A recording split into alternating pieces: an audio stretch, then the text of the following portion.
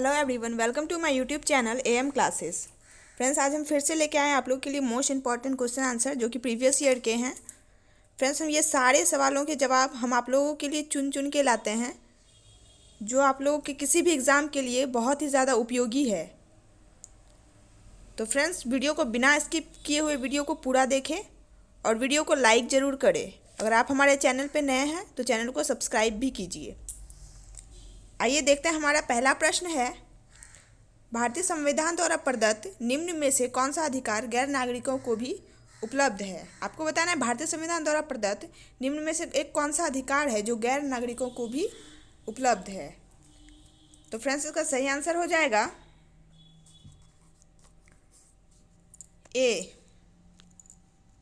संवैधानिक निराकरण का अधिकार। भारतीय संविधान द्वारा प्रदत्त ये जो संवैधानिक निराकरण का अधिकार है ये गैर नागरिकों को भी उपलब्ध है। आइए देखते हैं अगला प्रश्न हमारा, निम्न में से कौन एक रिट न्यायालय में कार्यवाही लंबित होने की दशा में लागू की जाती है। तो इसका आंसर हो जाएगा सी, प्रतिषेध। प्रतिषेध रिट न्यायालय में कार्यवाही लंबित होने की दशा में लागू की जाती है। और ये जो उत्प्रेषण है, ये उत्प्रेषण ये न्यायालयीय कार्यवाही के पश्चात, जो न्यायालय का कार्यवाही होता है उसके पश्चात ये लागू होता है और ये कार्यवाही लंबित होने की दशा में लागू की जाती है। आइए देखते हैं अगला प्रश्न है हमारा, संसद द्वारा संकट काल की घोषणा का अनुमोदन कितनी अवधि के अंतराल में होना आवश्यक है। तो इसका आंसर हो जाएगा बी, 1 माह। इसका आंसर हो जाएगा 1 माह। अगला प्रश्न है हमारा, भारत के किस राज्य ने पहली बार अपतटीय रुपया अंतर्राष्ट्रीय बॉन्ड बाजार में मसाला बॉन्ड जारी किए हैं। तो इसका आंसर हो जाएगा फ्रेंड्स डी, केरल ने। फ्रेंड्स, आप लोग को वीडियो में कहीं पे भी कोई त्रुटि नज़र आए तो उसे ज़रूर बताइएगा कमेंट बॉक्स में। किसी भी प्रकार का कोई डाउट हो तो उसे भी आप पूछ सकते हैं, हम ज़रूर उसे क्लियर करेंगे। आइए देखते हैं अगला प्रश्न है हमारा, भारत में नियोजित अर्थव्यवस्था आधारित है। भारत में नियोजित अर्थव्यवस्था आधारित है, वो आधारित है नियोजित अर्थव्यवस्था मिश्रित अर्थव्यवस्था पर। मिश्रित अर्थव्यवस्था पर आपको बता दें 1948 को तत्कालीन केंद्रीय मंत्री डॉक्टर श्यामा प्रसाद मुखर्जी द्वारा जो है औद्योगिक नीति की घोषणा में निजी एवं सार्वजनिक क्षेत्र के लिए मिश्रित नियंत्रित अर्थव्यवस्था की नींव रखी गई थी। कब रखी गई थी? 1948 में। 1948 में मिश्रित अर्थव्यवस्था की नींव रखी गई थी। किसके द्वारा? डॉक्टर श्यामा प्रसाद मुखर्जी के द्वारा। डॉक्टर श्यामा प्रसाद मुखर्जी के द्वारा। अगला प्रश्न है हमारा, वह कौन सा बैंक है जिसने कृषकों के पास आसानी से पहुंचने के लिए किसान क्लब बनाए हैं। आपको बताना है वो एक कौन सा बैंक है जिसने कृषकों के पास आसानी से पहुंचने के लिए किसान क्लब बनाए हैं। तो फ्रेंड्स, इसका आंसर हो जाएगा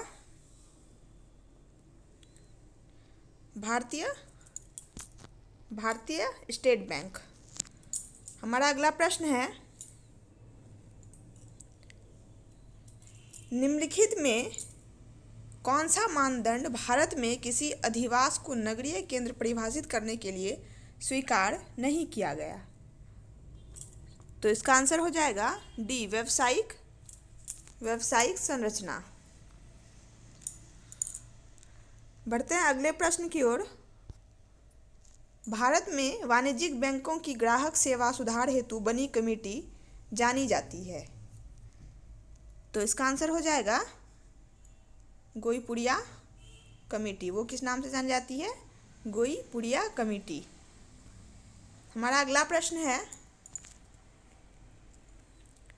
न्यूनतम समर्थन मूल्य का निर्धारक है भारतीय कृषि अनुसंधान परिषद, राज्य सरकार, कृषि लागत एवं मूल्य आयोग, उपरोक्त में से कोई नहीं। तो इसका आंसर हो जाएगा कृषि लागत एवं मूल्य आयोग। नेक्स्ट क्वेश्चन, वह कौन सा वित्तीय वर्ष है जिससे सार्वजनिक उद्यमों में विनिवेश आरंभ हुआ? आपको पता है ना, वो कौन सा वित्तीय वर्ष है जिससे जो है सार्वजनिक उद्यमों में विनिवेश आरंभ हुआ? तो इसका आंसर हो जाएगा 1991 से 1992।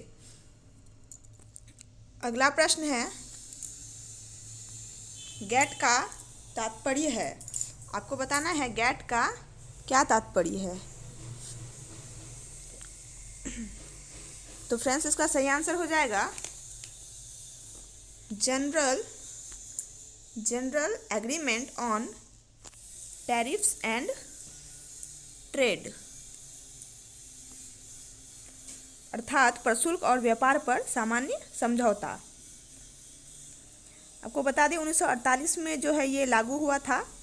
इसका जो मूल सिद्धांत था, मतलब मेन जो मकसद था इसका, सामान्य प्रशुल्क की नीति और परिणात्मक प्रतिबंधों को हटाना था तथा व्यापारिक वाद विवाद का लोकतांत्रिक तरीके से निपटारा करना था। पर आपको बता दें फ्रेंड्स, 12 दिसंबर 1955 में गैट का अस्तित्व समाप्त कर दिया गया और इसे समाप्त करके 1955 में WTO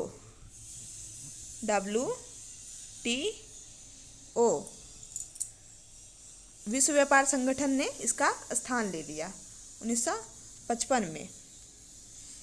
आइए अगला प्रश्न है हमारा, निम्नलिखित में से कौन सा एक असमानता घटाने का उपाय नहीं है? आपको बताना है कौन सा जो है एक असमानता घटाने का उपाय नहीं है। तो इसका आंसर हो जाएगा अर्थव्यवस्था का उदारीकरण। अर्थव्यवस्था के उदारीकरण से हम असमानता नहीं घटा सकते हैं। अगला प्रश्न है हमारा, भारत में निर्धनता के स्तर पर आकलन किया जाता है। भारत में निर्धनता के स्तर पर आकलन किया जाता है। तो इसका आंसर हो जाएगा परिवार के उपभोग व्यय के आधार पर। भारत में निर्धनता का जो आकलन है वो योजना आयोग द्वारा प्रत्येक 5 वर्ष में जो है किया जाता है। परिवार के उपभोग व्यय के आंकड़ों के आधार पर किया जाता है, मतलब परिवार का कितना व्यय है उसके आधार पर किया जाता है निर्धनता के स्तर का आकलन। अगला प्रश्न है हमारा, निम्न में से किस राज्य ने डॉल्फिन जीव की एक प्रजाति को राज्य का राजकीय जलीय जीव घोषित किया है? बताना आपको कौन सा राज्य है जिन्होंने डॉल्फिन की एक प्रजाति है जिसको राज्य का राजकीय जलीय जीव घोषित किया है। राजकीय जलीय जीव घोषित किया है।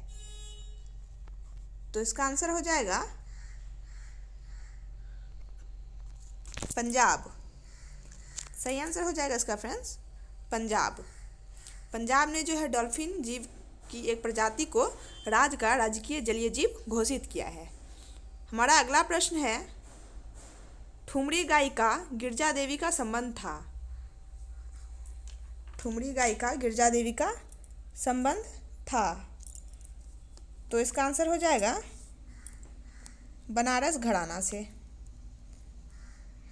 ये जो गिरजा देवी थी ये ठुमरी गायिका थी जिसका संबंध कहाँ से था? बनारस घराना से।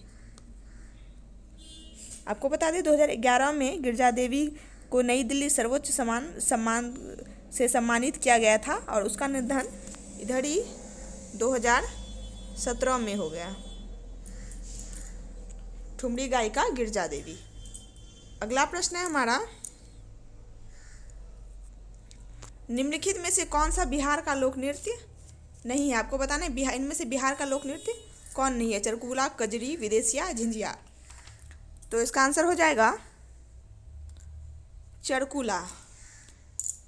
चरकुला जो है बिहार का लोक नृत्य नहीं है। याद रखना है आपको फ्रेंड्स, ये सारे सवाल बहुत ही ज़्यादा इम्पोर्टेंट हैं और मैंने जितने भी वीडियो बनाए हैं सारे जो है सेलेक्टिव क्वेश्चंस हैं जो आप लोगों के लिए बहुत ही ज़्यादा उपयोगी है। किसी भी एग्ज़ाम में आप लोग को बहुत ज़्यादा काम आने वाले हैं।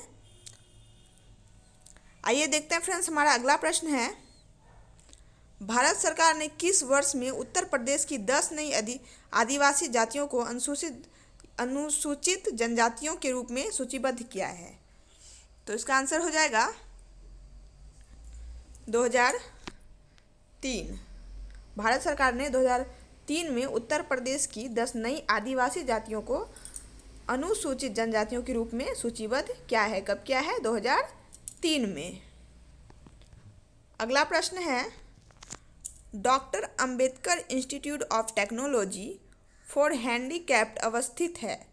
आपको बताना है ये कहाँ पे अवस्थित है। Doctor Ambedkar institute of technology for handicapped, तो आपको बता दें फ्रेंड्स, ये अवस्थित है कानपुर में। कहाँ पे अवस्थित है? कानपुर में। नेक्स्ट क्वेश्चन है, निम्नलिखित नदी घाटियों में किनमें जल की कमी नहीं है? आपको बताना है 1 और 2 कावेरी या कृष्णा में, 2, 3 कृष्णा महानदी, 3, 4 महानदी ताप्ती, 1, 4 कावेरी ताप्ती। तो फ्रेंड्स इसका सही आंसर हो जाएगा सी, 3 और 4 यानी महानदी और ताप्ती। इन नदी घाटियों में जो है जल की कमी है। किसमें? महानदी और ताप्ती में। तो फ्रेंड्स हमारा आज का वीडियो यहीं पे ख़त्म होता है। हम आपके लिए लेके आएंगे फिर से सेलेक्टिव क्वेश्चंस के साथ नेक्स्ट वीडियो। तब तक आप लोग हमारे चैनल पे नए हैं तो चैनल को मेक श्योर जरूर सब्सक्राइब कीजिएगा और वीडियो को लाइक भी ज़रूर कीजिएगा तथा वीडियो को अपने दोस्तों के साथ शेयर भी कीजिएगा। अगर आप लोगों के पास किसी भी प्रकार का डाउट हो तो उसे भी कमेंट बॉक्स में ज़रूर बताइएगा। फिर से हम लेके आएंगे आप लोग के लिए नेक्स्ट वीडियो। तब तक के लिए बाय।